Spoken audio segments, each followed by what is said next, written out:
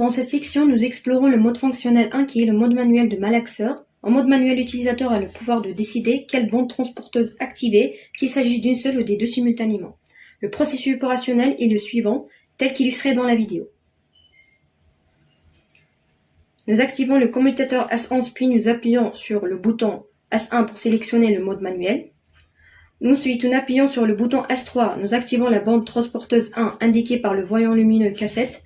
Nous pouvons observer que la quantité de matériaux transportés augmente, indiquée par le remplissage de la barre.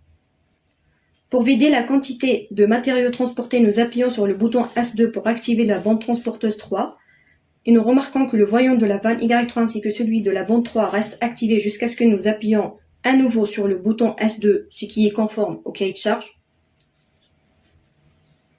Pour activer la bande 2, nous appuyons sur le bouton S2 et nous observons le même fonctionnement que la bande 1. En cas d'urgence, si nous activons le bouton d'arrêt d'urgence S0, nous constatons que le fonctionnement de malaxeur s'arrête immédiatement.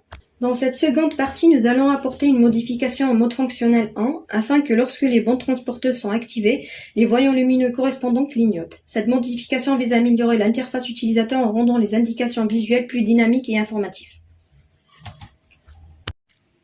Comme on l'a constaté, c'est dans la vidéo, après avoir actionné le commutateur S11 et sélection du mode manuel en appuyant sur le bouton S1, on commande la bande transporteuse 1 en appuyant sur le bouton S3 et on remarque le clignotement du voyant cassette indiquant qu'elle est mise en marche.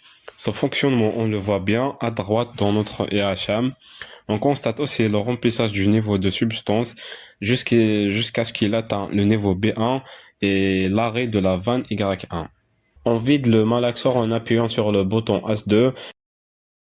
Dans cette troisième partie, on s'intéressera au fonctionnement automatique du malaxeur qui consiste à activer les deux bandes transporteuses 1 et 2 pour ramener la substance dans le malaxeur simultanément. Et 3 secondes plus tard, les vannes 1 et 2 s'activent pour laisser passer les substances 1 et 2, ainsi que la bande 3 pour évacuer les substances mélangées.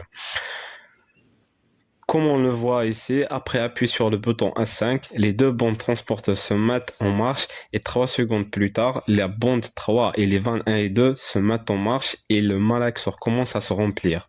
Une fois on a atteint le niveau de remplissage maximal qui est B1, on arrête le remplissage en mettant hors tension les vannes 1 et 2 et on ouvre la vanne 3 pour évacuer les substances mélangées. Et tant que l'opérateur n'intervient pas, le mode automatique reste actif et le malaxeur se remplit et se vide automatiquement.